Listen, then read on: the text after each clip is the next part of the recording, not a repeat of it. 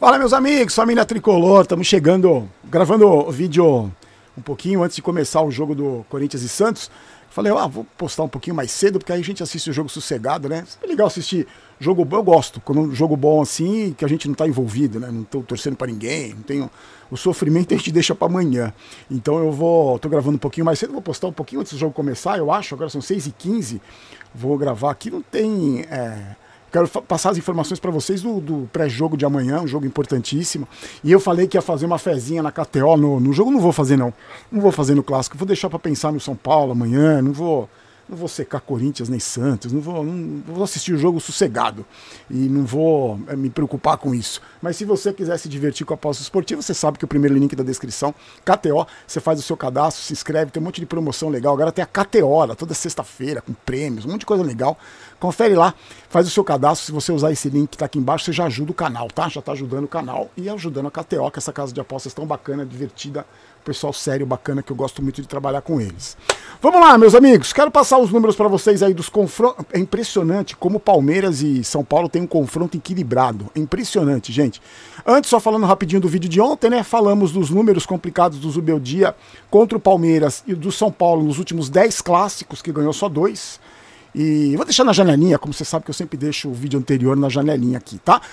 Eu esqueci de falar com vocês da coletiva do Oscar.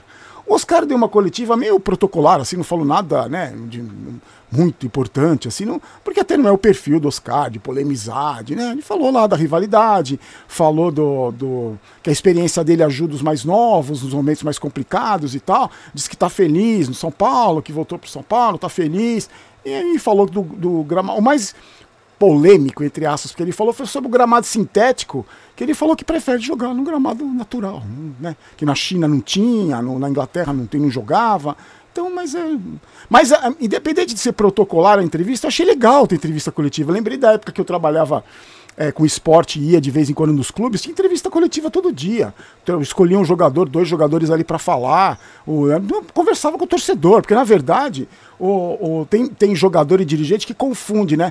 O jogador tá falando pro jornalista. Não é pro jornalista, ele tá falando pra torcida. O jornalista é o meio de comunicação que vai levar o que ele fala pra torcida. Então não tem nada a ver com a imprensa. Eu acho que tem que ver com o torcedor. Dar uma satisfação pro torcedor. Hoje, os guerreirinhos são todos blindados, né? Não dão entrevista, não falam, é só rede social. Acho que devia falar toda semana lá, pelo menos, se não for todo dia, abre parte do treino para a imprensa, abre 15 minutos lá, deixa o pessoal onde eles ficavam mesmo, onde a gente ficava ali, esperando o treino acabar, depois faz uma entrevista coletiva, Zubeldia. Pô, no exterior tem um monte de entrevista, treinador fala antes dos jogos importantes, os jogadores falam, né? Depois do jogo fala todo mundo. Não sei, achei legal, pelo menos isso achei legal, um ponto positivo aí para a diretoria do São Paulo, que acerta, eu acho que acerta quando faz isso, de coloca o jogador para falar ali com o torcedor do São Paulo, né? Vamos lá, meus amigos, amanhã 9h35, o horário 9h35 de uma segunda-feira.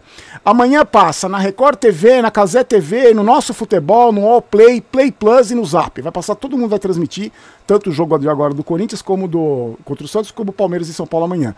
A arbitragem do Flávio Rodrigues de Souza e no VAR, Rodrigo Guarizo Ferreira do Amaral. Eu fui pegar o histórico do confronto, é que na verdade é assim, né? Quando tem esse histórico de confronto, um clube fala um número, outro clube fala outro número, nunca bate, geralmente nunca bate, porque tem clube que conta amistoso, tem clube que não conta, mas não deve ser muito longe dos números que eu vou passar para vocês aqui. Olha que confronto equilibrado que existe entre Palmeiras e São Paulo.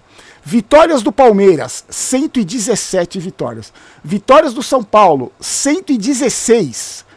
Empates, 116 empates.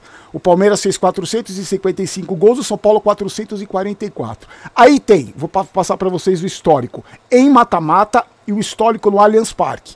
No Allianz Parque, 21 jogos, 13 vitórias do Palmeiras, 4 do São Paulo e 5 empates. Se você for fazer o recorte só na era do Abel Ferreira, foram 12 partidas, 5 vitórias do Palmeiras, 4 empates e 3 triunfos do São Paulo. Então, mesmo com o Abel Ferreira, é equilibrado no Allianz Parque. Aqui antes a gente só dava vexame lá. Só que aí em mata-mata é o número que o torcedor do São Paulo se apega, né? O último mata-mata que teve partida decisiva foi a final da Supercopa de 2024 que o São Paulo ganhou nos pênaltis. Em mata-mata, ao longo da história, São Paulo e Palmeiras já se enfrentaram 22 vezes. O São Paulo avançou ou conquistou um título em 17 vezes. O Palmeiras só em 5. Então, em número de mata-mata, o São Paulo leva uma ampla vantagem. Gente, é aquilo, né? Clássico, é equilibrado. Um jogo, dois clubes gigantes, de tradição. E tem. Amanhã eu acho que o Palmeiras é favorito porque joga em casa. Tem esse quesito do favoritismo, assim como eu acho que o Corinthians também é favorito porque joga em casa. Mas não garante nada, não é porque jogar em casa que o Palmeiras já está classificado. Eu acredito sempre no São Paulo, pelo peso da camisa, pelo gigantismo da instituição. E eu só espero que tanto o treinador quanto os jogadores do São Paulo também pensem a mesma coisa, né? Não vão entrar lá para se defender, para ir para os pênaltis, que isso é humilhante, né? Para o São Paulo isso é humilhante. Então eu torço muito que o São Paulo jogue com coragem amanhã, que jogue com hombridade, que tenha, né, que queira ganhar, porque não dá para aceitar o que aconteceu no último jogo, o time jogando visivelmente para não perder. Desculpa, é clássico, é decisão, não vai ficar segurando para ir para os pênaltis. E não é porque é contra o Palmeiras, não, é contra qualquer adversário, tá? E aí, uma curiosidade, vai ser o duelo do time que não gastou nada na janela, né? O São Paulo pegou o Cedric, o Wendel, o Oscar, o Enzo, tudo sem custos, né? Porque não tem dinheiro. E o Palmeiras foi o clube que mais gastou. O Palmeiras gastou 450 milhões em contratações.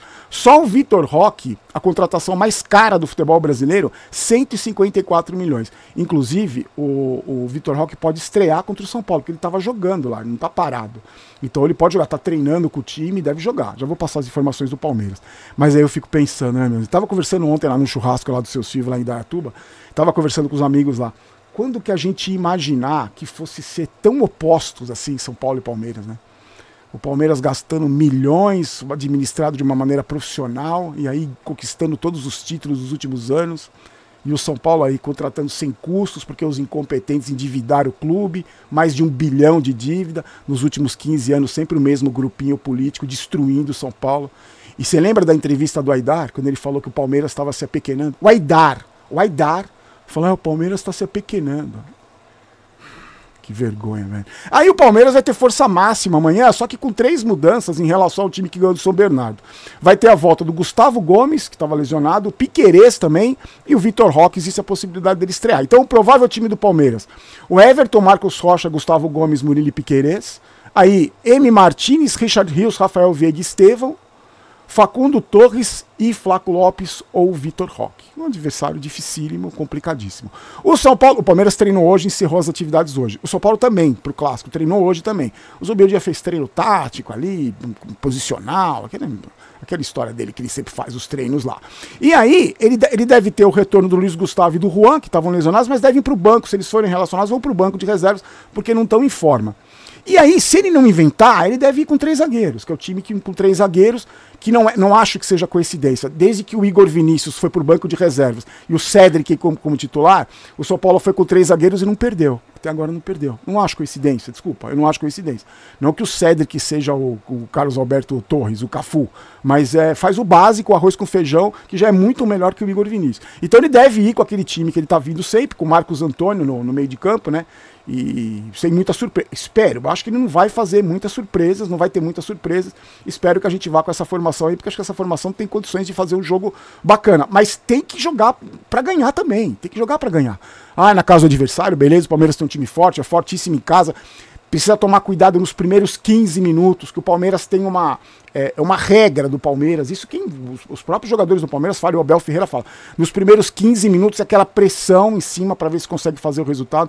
Quantas vezes o São Paulo já tomou 2 gols em menos de 10 minutos? Então, espero que isso não aconteça, espero que os caras fiquem ligados no contra-ataque que o Everton sempre arma, quando ele pega um cruzamento de escanteio, ele arma sempre o contra-ataque. Bom, se eu tô aqui na minha casa, tô prestando atenção nisso, imagino que o pessoal do São Paulo também esteja, né? O scout, comissão técnica estejam também prestando atenção nisso, né? Então vamos ver como é que vai ser amanhã. Eu tô ansioso. E só para lembrar, gente, amanhã transmissão ao vivo, de novo com o pessoal da Viva RTV. Eles vão pro estádio, a equipe Expressinho vai pro estádio, então a gente vai fazer pré-jogo nos 2 canais, o jogo com transmissão, sem imagem, né, mas a gente vai estar com a imagem lá do estádio, que a gente fez no jogo contra o Novo Horizontino, e a gente vai ter o pós-jogo. Então, o vídeo vai ficar pro dia seguinte, como a gente fez na semana passada. Então eu convido para você assistir, como vai passar num monte de lugar, você assiste na televisão e vê na segunda tela, no celular, no computador, você assiste a nossa live lá pra gente acompanhar o São Paulo de perto. Então você é meu convidado. convidado. Amanhã, amanhã o jogo é 9h30, umas 8h30, 8 e pouco, a gente já tá no ar. Pra fazer o pré-jogo. É bem legal, é gostoso pra caramba. Convido você pra assistir. E pra encerrar, sabe quem eu queria falar? Sobre quem eu queria falar? Marcos Antônio. O Marcos Antônio, vocês lembram, né? O Alisson e o Pablo Maia se machucaram, ele foi contratado. Aí não conseguiu se firmar como titular. Era sempre Luiz Gustavo e o Bobadilha. Com a lesão do Pablo Maia, ele ganhou espaço, ele virou titular. Ele jogou lá contra o São Bernardo, o Zubeldia gostou dele. Só que aí é o seguinte, o contrato dele, do Juan a gente fala também, porque o Juan também é o mesmo caso parecido. O contrato do Marcos Antônio vai até dezembro do final desse ano, contrato de empréstimo. Para o São Paulo ser obrigado a comprá-lo, ele tem que jogar pelo menos 45 minutos de metade dos jogos do São Paulo enquanto ele estiver aqui. Então agora ele está tendo oportunidade. Eu, sinceramente, pelo que o preço que falaram, 53 milhões de reais em 2 reservas, o Juan e o Marcos Antônio, de qualidade bem questionável, eu acho um absurdo. Só que tem essas cláusulas, né? Porque como o São Paulo não tem dinheiro, os caras endividaram tanto o São Paulo que não tem dinheiro, essa gestão também, eles têm que fazer, pro jogador vir, eles têm que se submeter a essas cláusulas aí. Ah, joga um tanto, aí é obrigado a comprar, joga o preço lá em cima. Então eu vou ficar de olho, tanto no número de jogos, quanto no interesse do São Paulo de ficar. O Belmonte já falou que que os dois são geniais, ótimos jogadores, que o São Paulo quer muito ficar com eles. 53 milhões. Pode gastar 300 e poucos milhões, vai gastar 53 com Juan e Marcos Antônio? Bom, dessa diretoria aí eu não duvido absolutamente nada. Meus amigos, se inscrevam no canal, deixe seu like, voltamos amanhã. Se Deus quiser, amanhã vai ser um jogo bom, não vai ser igual para aquele jogo, aquele 0x0 horrível. Vai ser um jogo bom, vai ser um jogo legal e vamos ver se o São Paulo se classifica. Agora vamos ver Corinthians e Santos. Fiquem com Deus, um ótimo restinho de domingo para vocês. A gente se encontra amanhã aqui no Vai São Paulo, aqui é Vamos São Paulo, não quero ter razão, quero ser campeão. Forte abraço, tchau!